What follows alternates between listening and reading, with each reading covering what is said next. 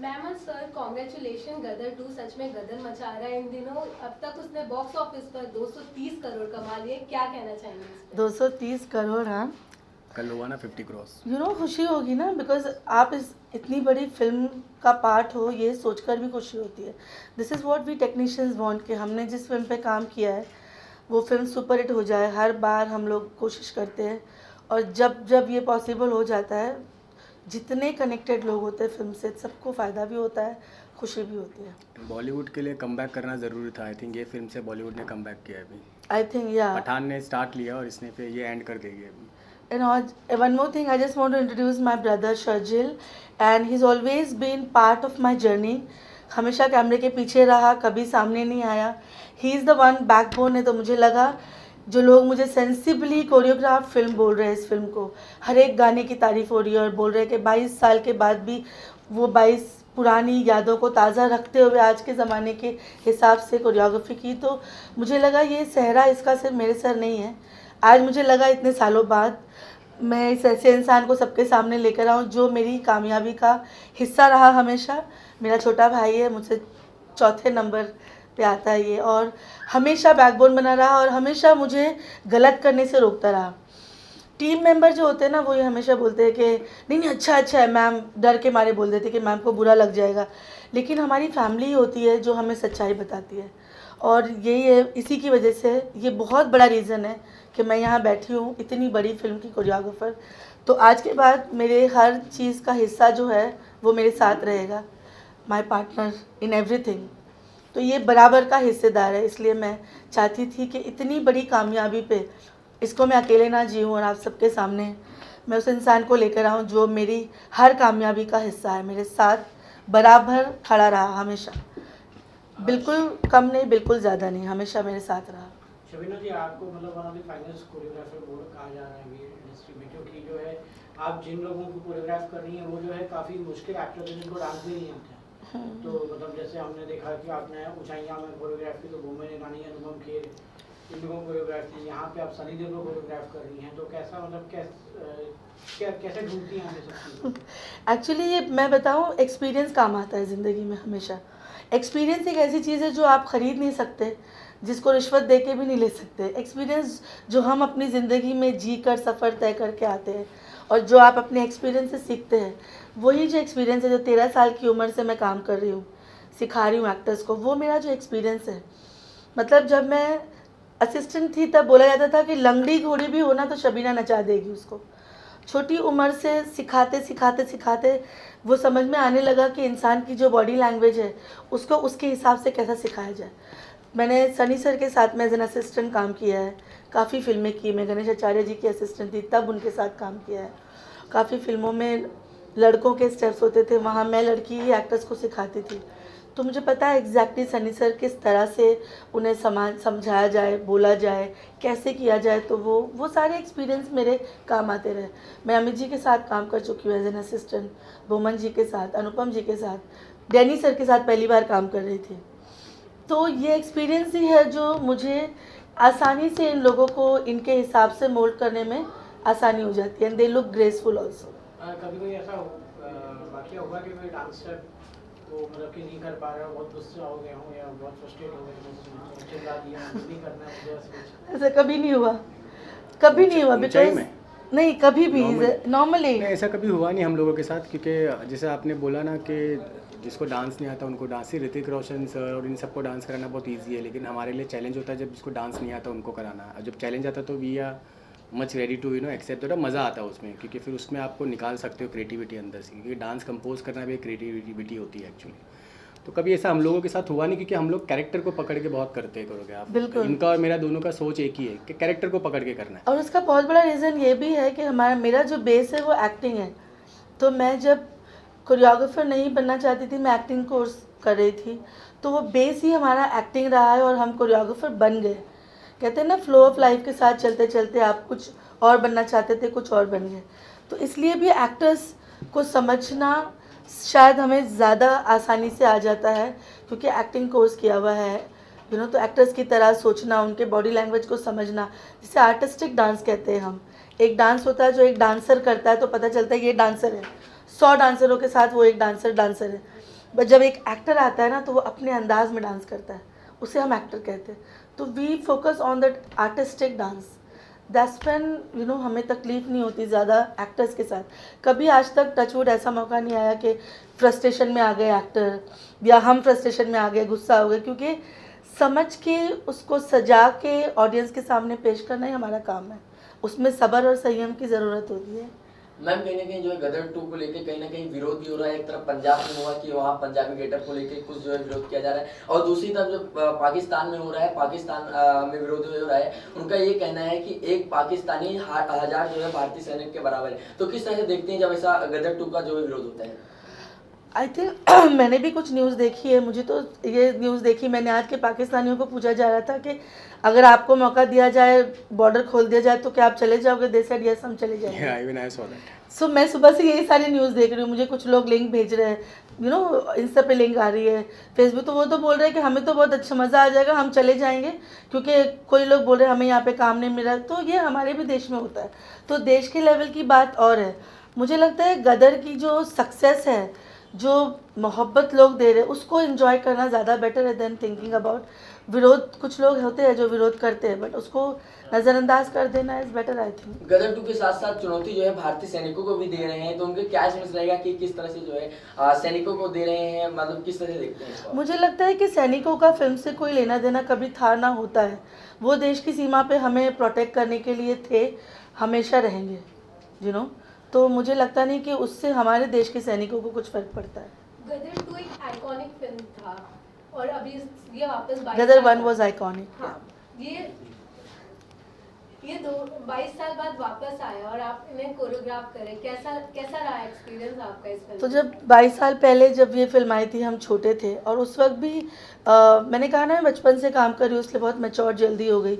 मुझे बहुत पसंद आई थी फिल्म, रियलिस्टिक जो उसमें जोन में शूट किया फिल्म को। तो मैं सोचती थी और फिल्में ऐसी क्यों नहीं बनती, और लेकिन कभी सोचा नहीं था कि मैं बड़ी होकर कोरियोग्राफर बन जाऊंगी और उसके बाद मुझे खुद को कोरियोग्राफी करने का मौका मिलेगा। तो जब मौका मिला तो सबसे ज़्यादा मैं डरी हुई थी कि अगर मैं इसको जस्टिफाई नहीं कर सकी तो बहुत गलत हो जाएगा। तो मैं जैसे ही फिल्म हाथ में आई, मैं काम करने लगी। More than thinking, I started working कि मुझे इतना काम करना है कि जब इसके गाने आए तो लोग ये ना बोले कि वो अच्छा था, ये अच्छा नहीं है, क्योंकि वो लेजेंड्स थे जिन्होंने वो गाने बनाए।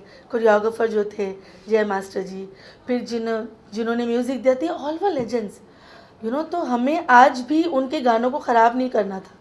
तो मेरे दिमाग पे यही बात थी ज़्यादा कि उसे अच्छा करके हम कैसे पेश किए। जब अनिल जी ने फ़ोन किया, डायरेक्टर अनिल शर्मा जी ने बुलाया, उनके साथ मैंने जीनियस की थी, उनके बेटे की जो लॉन्च फिल्म थी, तभी उनको मेरा काम अच्छा लगा था। नी said we will work together. और अनिल जी के साथ मेरा बहुत पुराना नाता है कि मैं जब नई असिस्टेंट कोरियोग्राफर बनी थी तो हीरो फिल्म डायरेक्ट कर रहे थे वो सनी पाजी के साथ, तब मैं उसमें असिस्टेंट थी, नई थी मैं, और मैं बैठ के बिल्कुल नोट लिखती रहती थी, उनको काम करते देखती थी। He is a very dedicated director. तो उनको काम करते हुए देख के मेरे अंदर जोश आता था कि ये कितना अच्छा काम करते हैं, कितनी डिटेलिंग है इनके काम में। तो मैं भी लिखती थी फटाफट, जैसे स्टूडेंट्स होते हैं ना वैसे लिखती थी, और सर को बराबर सर आपने ये बोला, और अपने मास्टर को रिपोर्ट करती थी। तो मैंने अनिल जी को बहुत ऑब्जर्व किया है अपने असिस्टेंट डेज़ में, और अनिल जी भी उस वक्त भी मुझे बहुत लाइक करते थे कि लड़की बहुत डेडिकेटेड है। तो जब उनके साथ गदर करने का मौका मिला तो वो सारा डेडिकेशन मेरे काम आया कि अनिल जी ने इतना भरोसा किया, मुझे ये फिल्म दी, तो मुझे 1000% इसको अच्छे तरीके से करके पेश करना है। फरिया खान ने आपके काम को लेकर अप्रिशिएट किया, क्या कहना चाहेंगे इसमें? अच्छा किया। तो 2 दिन पहले की बात है, I wake up and I see a miss call of Farah Khan. मैंने सोचा ऐसा कभी होता नहीं है कि कोई कोरियोग्राफर सेम फील्ड से फ़ोन कर, ऐसे वो शबीना खान जो डिज़ाइनर है, उनको गलती से उनका नंबर उन्होंने मुझे लगा दिया होगा। 10-15 मिनट बाद फिर से मुझे फ़ोन आया, तो मैंने उठा लिया, यस मैम आपने मुझे फ़ोन किया। ही सर तुझे ही फ़ोन किया है। शी सेड दैट मैंने गदर देखी और मैं इतनी एक्साइटेड हो गई कि मुझे तुझे फ़ोन करना था, मैं सोची मैं गलत नंबर तो नहीं टाइप कर रही हूँ। मैंने अनिल जी को फ़ोन किया, उनसे नंबर लिया, उनको तारीफ़ की कि इतने खूबसूरत गाने किए। और उनका जो जिस तरह एक्साइटमेंट में मुझे बता रहे थे, बोल रहे थे, साफ जाहिर था कि she was so happy.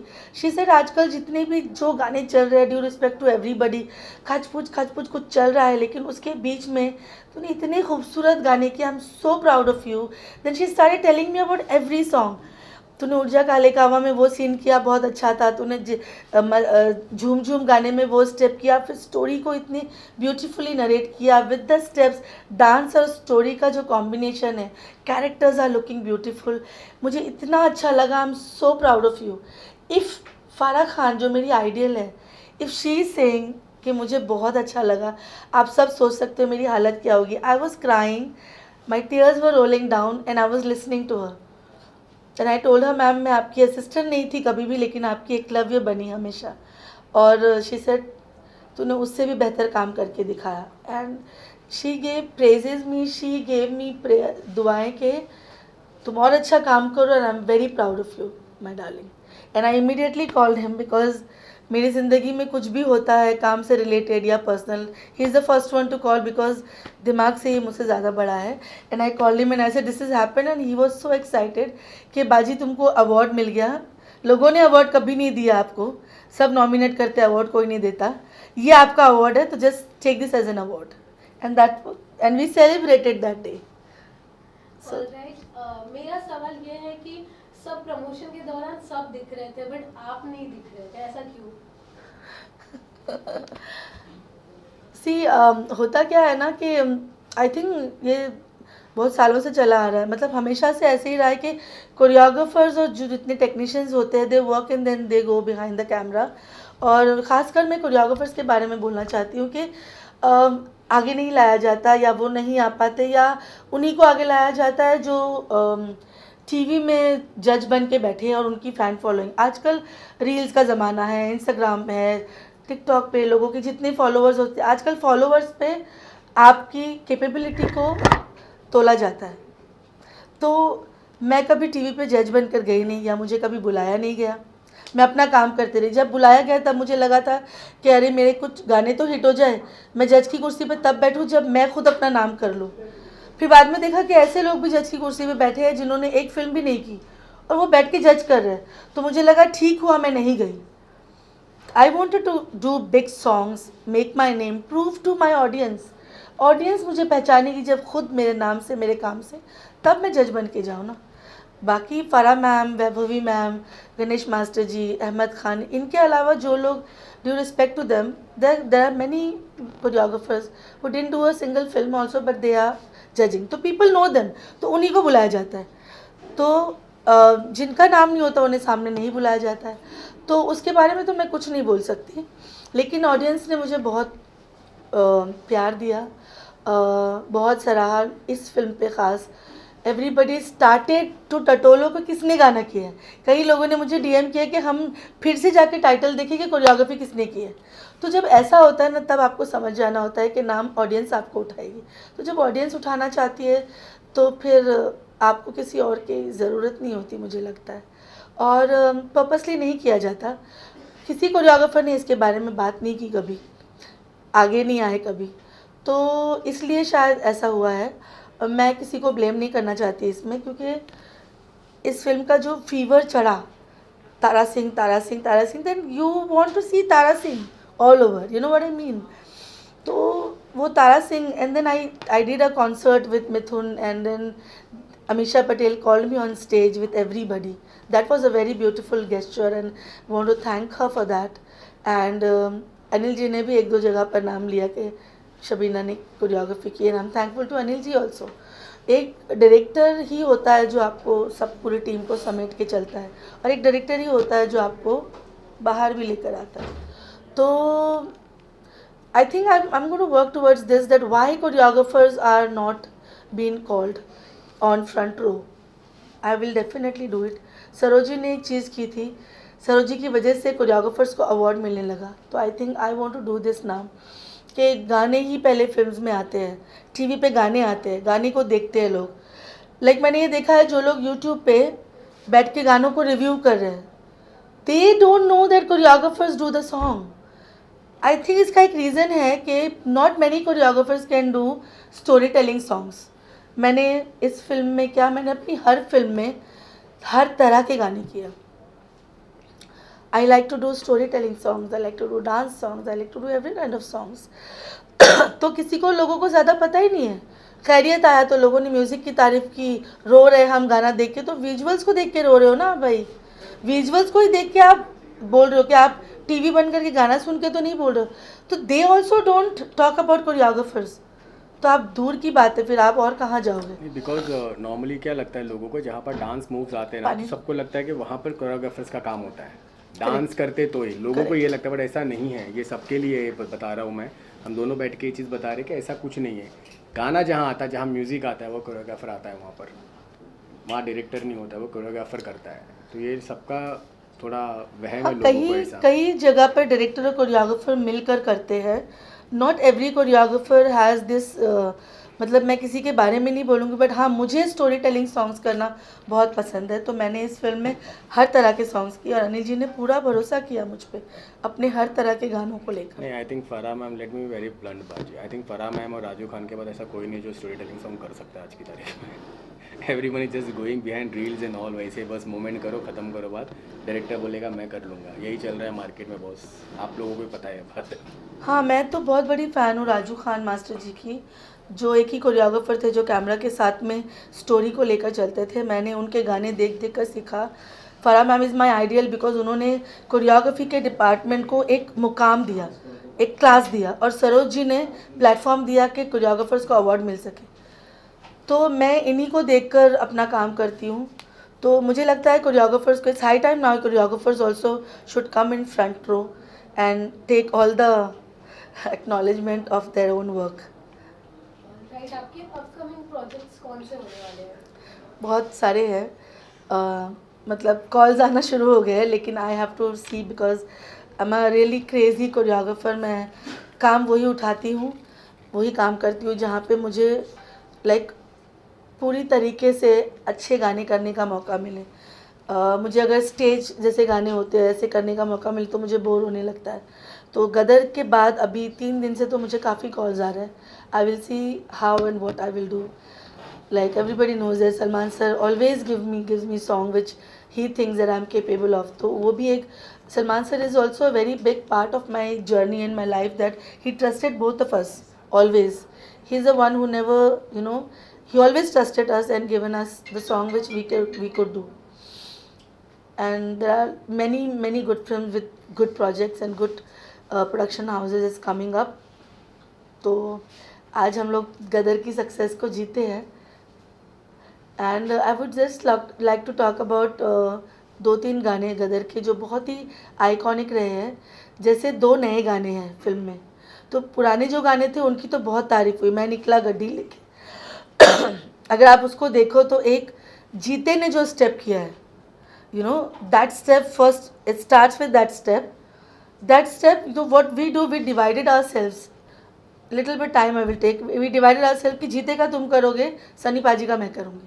I will use all my experience to do Sunny sir steps and you take जीते's पार्ट. कि तू 1971 और 70 का जीते है. तो वो अपने कैरेक्टर में ढल गया, जैसे हम हमेशा करते हैं. मैं अपने कैरेक्टर में ढल गई. आप उत्कर्ष शर्मा के जो जीते की स्टेप्स है, मैं निकला गड्डी लेके, ये सभी choreographed, and I did all Sunny sirs.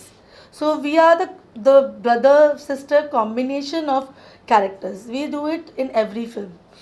Biggest challenge. It was big. Recreate गड्डी लेके सॉन्ग, बहुत डर था, बहुत फियर था. और एक बहुत अच्छा दिमाग में मेरे आया कि सबने तारीफ़ की है कि वो जो बीच में बेटा लाइट्स ऑफ करवाता है और माँ बाप को वो लालटेन की लाइट में जो करने देता है, लोगों ने बहुत तारीफ़ की उसकी. मैं सिर्फ बताना चाहती हूँ वो कहाँ से आया.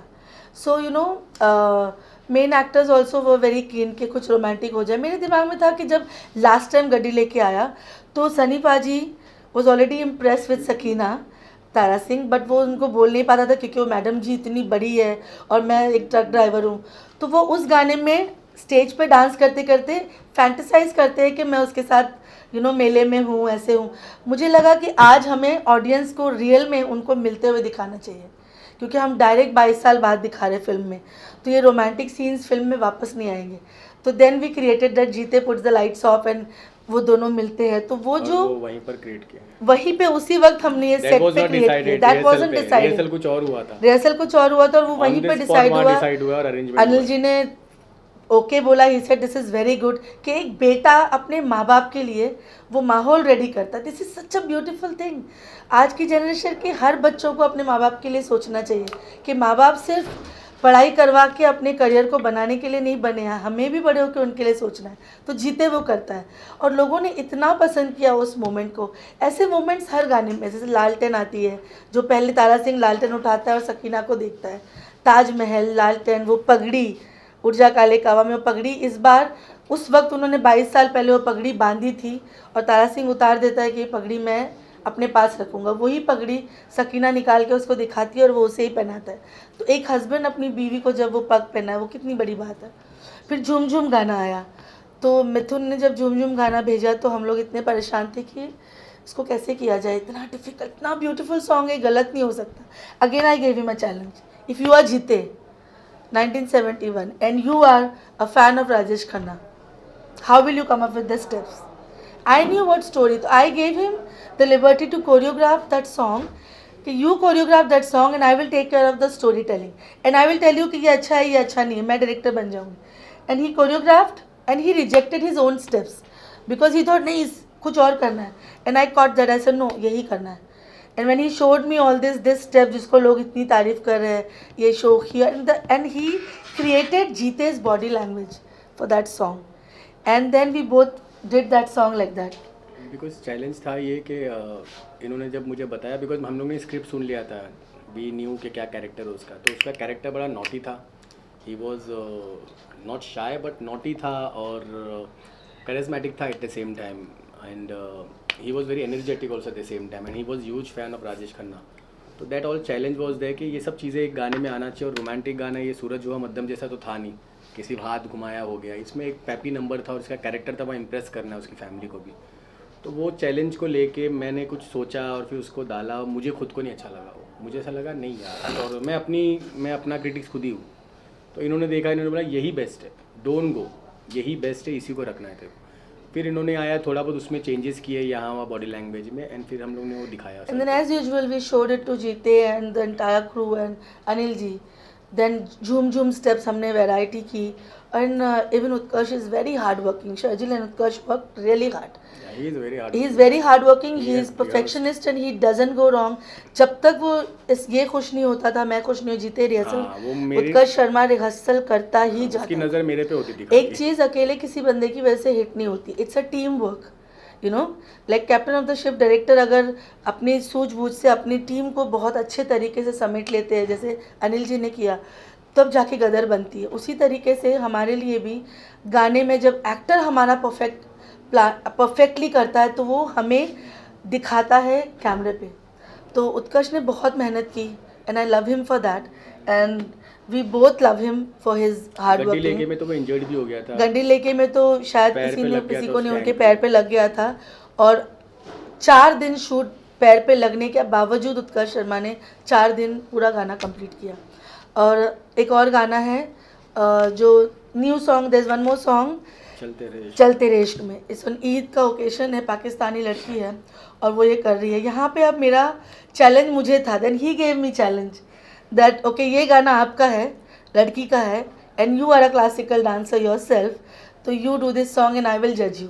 Then he became the director and I took the part of choreographer and then if you see the steps everybody in fact Subhash Ghai ji ने सक्सेस पार्टी में मुझे पूछा, अच्छा आप कोरियोग्राफर, लेकिन बताओ मुझे वो गाना किसने किया चलते रहे इश्क में जिसमें ऐसा ऐसा कमर का स्टेप है, जिसमें अंगूठा पकड़ के लड़की स्टेप करती है। I said sir it's me, and he said तुम आओ मुझे मिलने, इधर आओ तुम्हारे लिए, hugged me and he said beautiful like Subhash Ghai जी। मैंने उनसे कहा कि सर आपने मुझसे ये कहा, क्योंकि माधुरी दीक्षित, सरोज खान और सुभाष घई, इनके गानों के कॉम्बिनेशन को देख देख कर मैं डांस सीख करती थी, स्कूल में कंपटीशन में हिस्सा लेती थी, जीतती थी। और आज वही बंदा अगर आपको बोल रहा है कि वो जो कमर का स्टेप है वो तुमने किसने किया है, and he praised my work, तो दैट्स अमेजिंग, यू नो। तब वहाँ जाके लगता है वो गाना बहुत ब्यूटीफुल है। सिमरत कौर नई लड़की है, एक्ट्रेस है, बट बहुत हार्ड वर्किंग है, बहुत डेडिकेशन है उसके अंदर, और बहुत ब्यूटीफुली उसने भी बहुत मेहनत की। हम एक एक गाने पर 15-15 दिन रिहर्सल करते थे, 15 दिन रिहर्सल किया, और उसकी वो बॉडी लैंग्वेज को, because being Muslim I got that body language out, and that's when that's चल तेरे इश्क में रिलीज़ हुआ, बना गाना। और उसके बाद there is one sad song between father and son, that also people message me that we cried on that song, that also is done. Choreography दिखती नहीं है लोगों को, वो स्टोरी टेलिंग है, वो एहसास है बाप बेटे का, रिश्ते। तो ये पूरी गदर 2 जो है वो एक पूरे एक तरीके से मेरा जितने सालों से सीखी हुई मेहनत है उसका एक नतीजा है।